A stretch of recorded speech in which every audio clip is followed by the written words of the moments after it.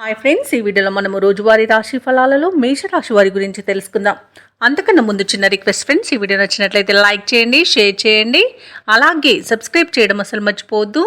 మీ యొక్క సపోర్ట్ నాకు ఎంతో అవసరం.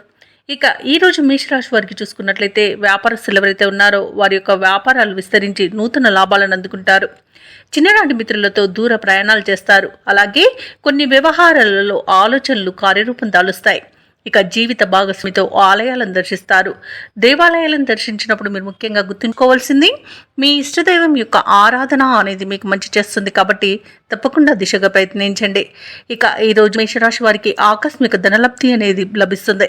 ఇక ఉద్యోగస్తులకు అదనపు పని ఒత్తిడి నుండి బయటపడే అవకాశం దొరుకుతుంది. ఇక ఈరోజు మొత్తంగా చూసుకుంటే మేషరాశి వారిని అదృష్టవంతులనే చెప్పవచ్చు. ఆధ్యాత్మిక చింతన పెరుగుతుంది. అలాగే విదేశీయానం చేయాలనుకున్న వారికి వీసా సౌలభ్యం లభిస్తుంది. యత్నకార్య సిద్ధి అనేది కలుగుతుంది. అలాగే వ్యవసాయదారులకు పంట లాభం అనేది కనబడుతుంది. ఇక నూతన ఆస్తులను కూడా కొనుగోలు చేస్తారు. షేర్ మార్కెట్లలో ఎవరైతే పెట్టుబడులు పెడుతున్నారో వారు మంచి లాభాలను అందుకుంటారు. ఇక అనుకున్న ధనయోగం అనేది లభించడం వలన రుణాలను తీర్చగలుగుతారు. ఇక ఈరోజు ఉమ్మడి ఆస్తులను పొందుతారు. ఇక కోర్టు వ్యవహారాలు కూడా మీకు అనుకూలంగా ఉంటాయి. ఇక విదేశాలలో విద్యాపరంగా, వృత్తిపరంగా, వ్యాపారపరంగా ఎవరైతే నివసిస్తున్నారో వారికి మంచి ఆర్థిక ప్రయోజనాలు అనేవి చేకూరుతాయి. ఇక వ్యవసాయదారులకు పంట లాభము, అలాగే భూక్రయ విక్రయాలలో ఎవరైతే రియాల్టర్స్ ఉన్నారో వారికి మంచి లాభాలు, అలాగే కాంట్రాక్టర్లకు నూతన కాంట్రాక్టులు అనేవి లభిస్తాయి.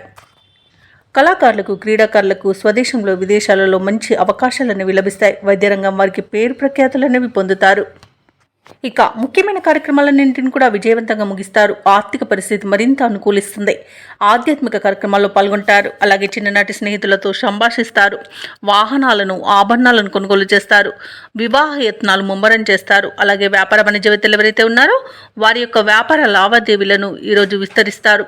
ఇక ప్రభుత్వ ఉద్యోగస్తులు ఎవరైతే ఉన్నారో వారికి విధుల్లో ఉన్న సమస్యలు తీరిపోతాయి. రాజకీయవేత్తలకు, క్రీడాకారులకు ఆశించిన అవకాశాలను దక్కుతాయి.